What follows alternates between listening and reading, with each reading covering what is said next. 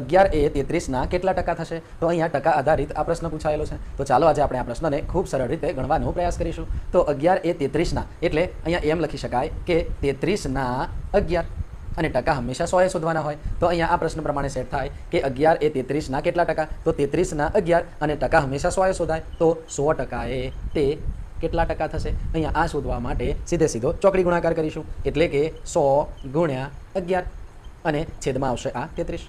હવે અહીંયા 33ના ભાગ પાડીએ 11ના ગુણાંકમાં. તો 11 ગુણ્યા 3, 11 તરી 33. અહીંયા 11 ઉડી જશે અને અંશની અંદર 100 રહેશે અને છેદમાં રહેશે 3. તો અહીંયા ભાગ ચલાવીએ તો 33 તરી 99. અહીંયા લખી દઈએ 33 તરી 99. તો 100માંથી 99 જાય તો જવાબ મળે 1. હવે 3 અને 1નો ભાગ ચાલશે નહીં એટલે અહીંયા 0 મૂકીશું અને અહીંયા 1 પોઈન્ટ આવશે. હવે લખી શકાય કે 3 તરી 9.